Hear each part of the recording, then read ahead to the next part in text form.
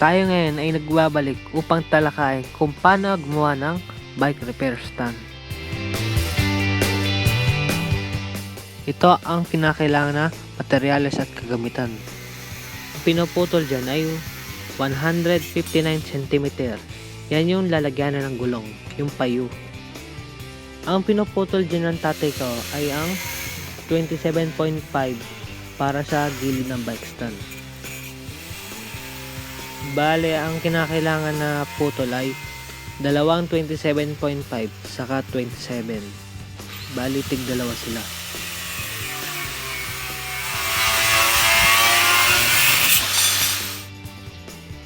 Ilista ko na lang sa description para hindi kayo malito sa mga sukat. Siguraduhin na nasa gitna yung pagkakatsok nyo. Dahil yun yung magiging tanda ng lalagyan ng gulong.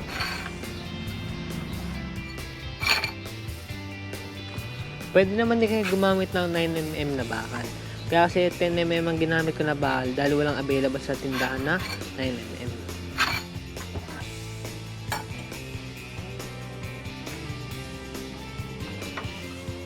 Kailangan maging makamukha ito.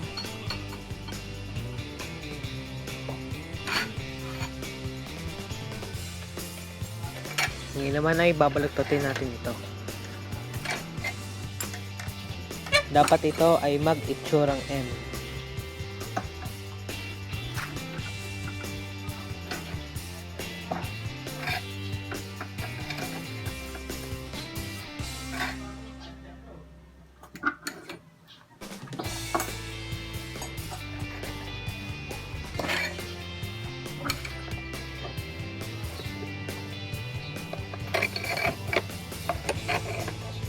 Dapat ito ay makamukha ng pagkakabaluktot.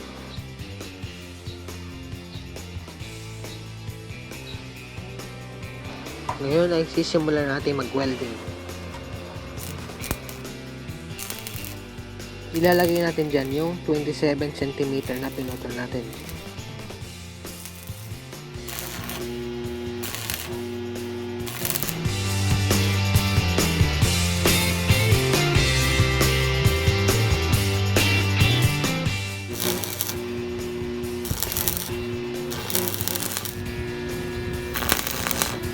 Weldingin nyo naman yung kabilang side. Ilagay nyo naman ngayon yung pinutol natin na 27.5 cm na panggilid.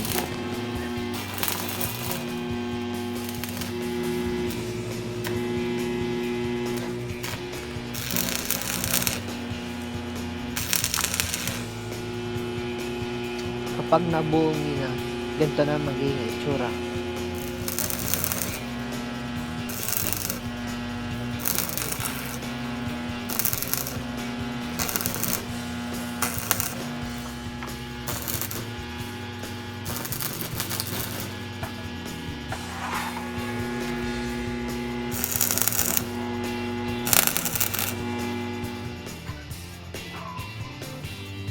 Dahan-dahan lang sa pag-ikot ito.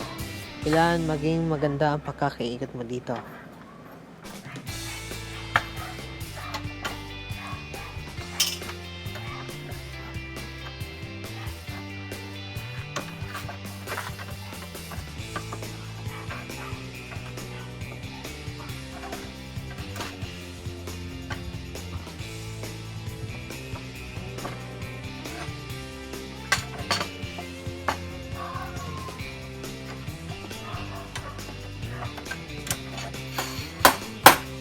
Pukpukin nyo lang kung medyo hindi lapat ito.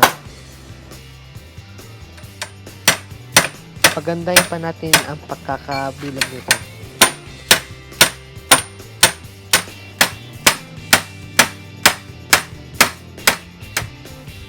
Yan yung gagawing support natin para sa ginawa natin pabilog. Yan yung magpapatayo. Yan pa pala ang kulang, isa pang 27 cm. Ngayon naman ay ilagay na natin yung pinutol.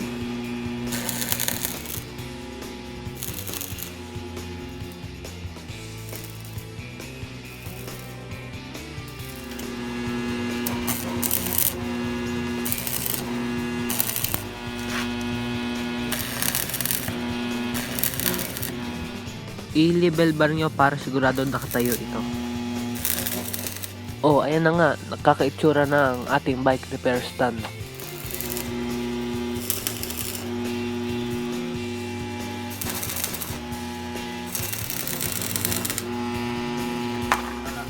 Ang kailangan ay maayos ang pagkaka-welding ninyo para matibay ito. Dapat lahat ng pinagkakapitan ay welding ninyo para di agad ito matanggal. I-check nyo ulit kung nakatayo ito. Naman ay i-welding natin ang suporta at magpapatayo dito. Welding naman natin ang nasa itaas ito.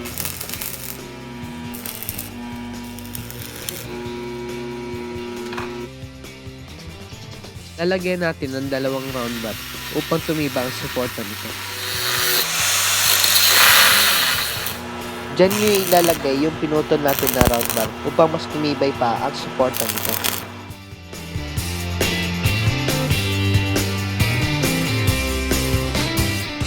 Ngayon naman ay i-welding natin ng hook nito. Diyan natin ipapatong yung frame. Kailangan ay dalawa ito. Huwag kayong mag-alala kung nakapal nito. I-dredge naman natin mamaya. Ngayon naman ay tiktikan ninyo para mawala ang mga tie-tie ng welding. Ulit natin pagkaka-welding para mawala ang mga singit-singit at mga hindi maayos sa welding.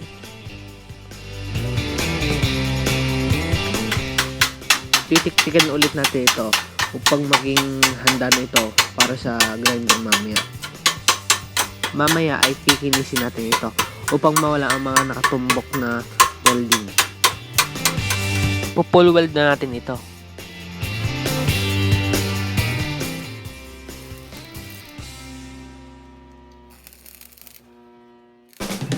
Oh, ayos na nga. Tapos na pagkaka-welding ito. Dapat yan ay nakadiretso. Diretso nila kung paling ito.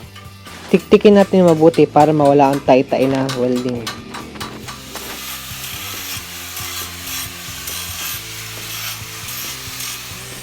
Inisin natin ito na mabuti para magandang kalabasan.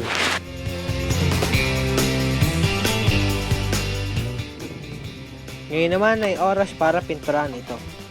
Ang ginamit ko dyan na pintura ay Triton Primer Paint. Kulay gray siya. Haluin natin to para mag-mix siya.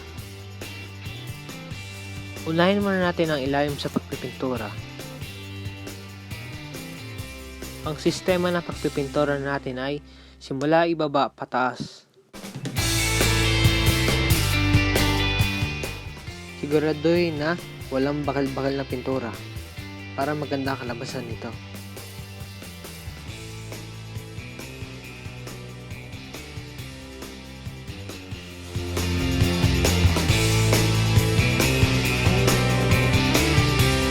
Ngayon naman ay lalagyan natin ng protection para hindi magasgasan ang sahig at ang bisikleta natin.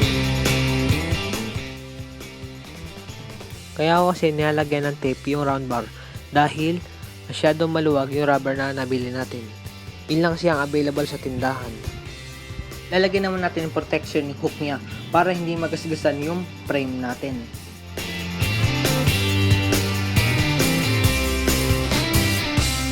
Gupitin nyo lang yung kalahati ng haba ng hose. Para mas madali siyang pumasok, saka pumasok dun sa may kakakapitan ng lalagyanan ng gulong. Lalagyan naman natin ng strap para hindi ito matanggal.